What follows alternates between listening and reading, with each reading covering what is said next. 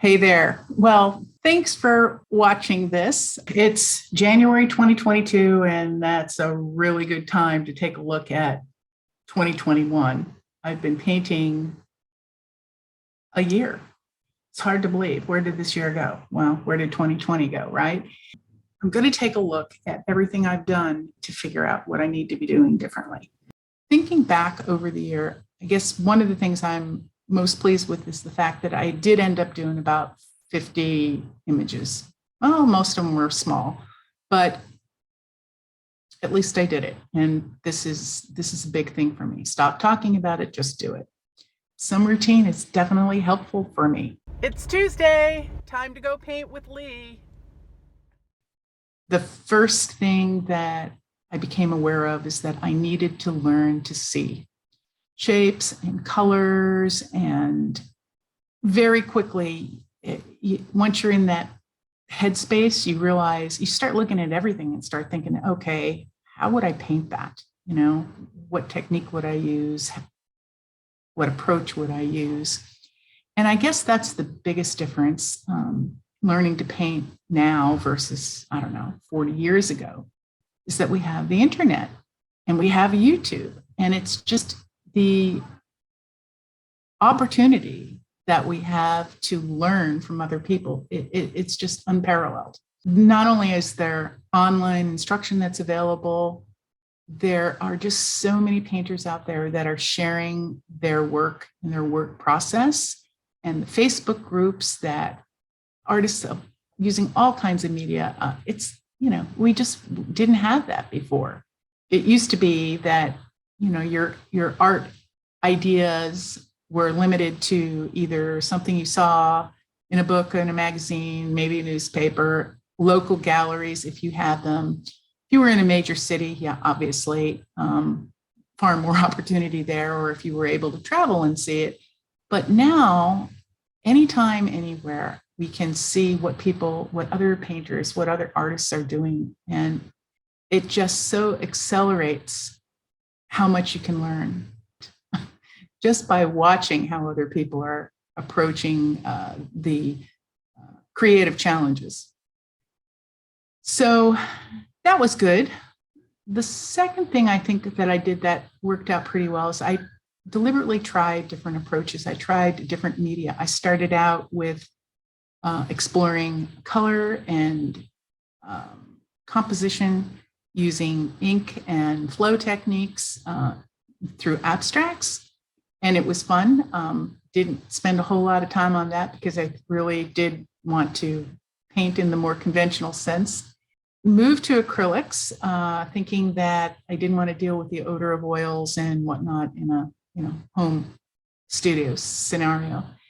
And that actually didn't work out too well. I just couldn't get the colors that I wanted, and it just didn't have the consistency that I wanted. So pretty quickly I ended up back into the land of using oils.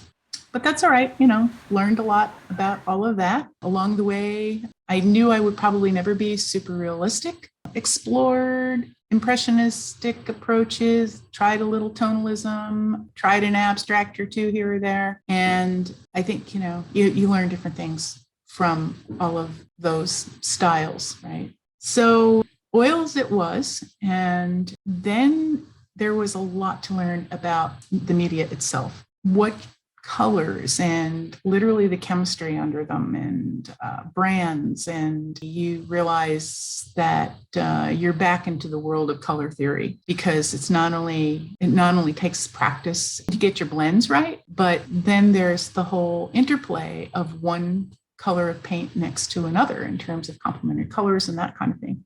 So there was just so much to learn there as well. There is the actual application of paint to canvas, whether it's thickly applied or it's more of a fine brush stroke. I haven't used any of the flow techniques, but honestly, those two alone have been making me a bit crazy.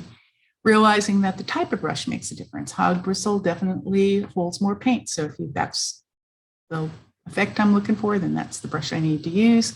The size of the brush relative to canvas. Okay, and now canvas itself. Gesso definitely makes a difference, and black gesso definitely gives a dramatic underpainting that I found I'll probably end up using for a very, very long time. And canvas versus do you just try a series, a study, try a series and just play around and see if I could even do it. That was particularly true with the ocean scenes. I always heard painting water was just like really, really, really hard. And yet I have to say it was one of the most, I think it's been some of the most fun subject matter that I've done, and I tend to be doing far more of it. So that was all the tools and technical stuff to figure out. And then there's like the really big question that you hit every single time, and that is, what am I going to paint? What do I want to paint? Okay, now that I know that I want to paint a particular thing, then you're into composition and dealing with that positive and negative space and shapes and all of it, right? Okay, now it's a matter of, and how are you going to paint it? What is the approach going to be? Wrestling with that with every single painting. And now that it's a year later, I am ready to settle into the deeper question of, why are you painting? Why are you choosing to paint this? What is it about it that's attracting you? What do you love? And that was something that I realized pretty early on. Paint what you love, paint what you know, and the more you paint it, the more you come to know it, whether it's a geranium leaf or the way a wave breaks. That to me drives to the why I've named this site, Yes, I Am Painting. Yeah, I am painting, like literally, yes, I'm painting. But the I am is in all caps because I am definitely going for that connection to the deeper, that soul connection to the subject and to the experience, the feeling, the emotion about that subject, because I guess that's really what makes a painting different than, or more than just a pretty picture, once you can get to the point where you can paint a pretty picture. So yeah, so that metaphysical side of things is important to me. I also realized pretty quickly that I'm going to have to spend some time, or I want to spend some time keeping this a business, simply because it just makes financial sense. You can be spending $20, $50, $100 for a tube of paint, plus the canvases and brushes and all that other stuff. Why not do it as a business? Align what you love to do with the work that you are doing and take the tax write-offs. And so that's why the website and these YouTube videos and the Facebook posts. Now, the Facebook posts, I have to admit, have been a bit more of a challenge. You have to get beyond that whole privacy, being a public figure sort of again. Yeah, I can't say that I'm super comfortable about that, but the positive side of it is that, especially now, it's not like I can sit down with any of you and have a glass of wine and talk about whatever, right?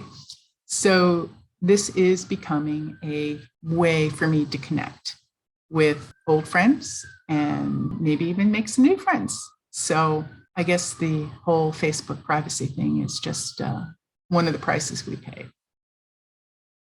All that said, what have I learned? Well, there's been the surprise of, oh my God, this actually looks like a painting, to, oh my God, yeah, nah, this is not working. And I don't know why. I think most of us have this expectation. We're going to pick up a brush and we are going to paint like our favorite painter. Yeah. How come I can't paint like Monet? I don't understand.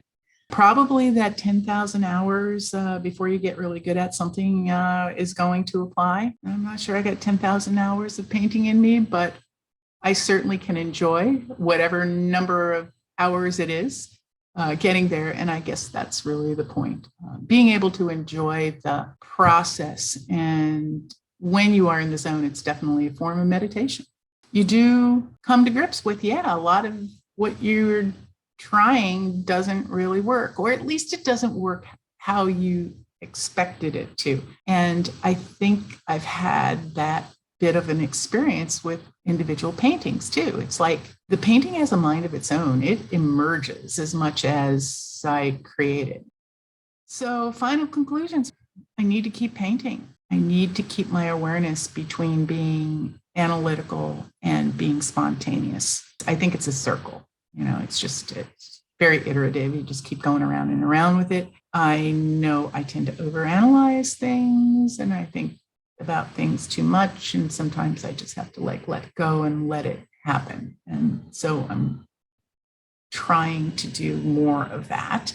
All of this has helped me connect with where I live, nature, being aware and has helped me clarify what I love. What brings me delight is seeing particular colors, and seeing particular colors just kind of magically end up on canvas sometimes and create an effect that's like, wow, where did that come from? That's the fun for me. The technical things are things like composition and more recently too, awareness of focal distance. I tend to sit pretty close to my paintings and I can see all these sort of subtle interplays of colors. You're not going to see them when they're hanging on the wall and you're looking at it from 6 feet away.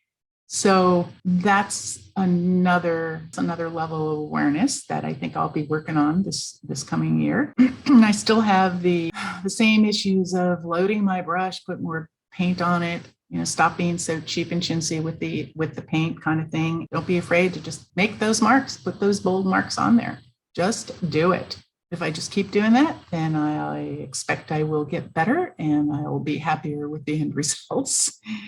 Yeah, ultimately, I'll end up with what will be my style. I'm guessing it's going to be some combination of the more bold impressionistic stuff with some blended stuff.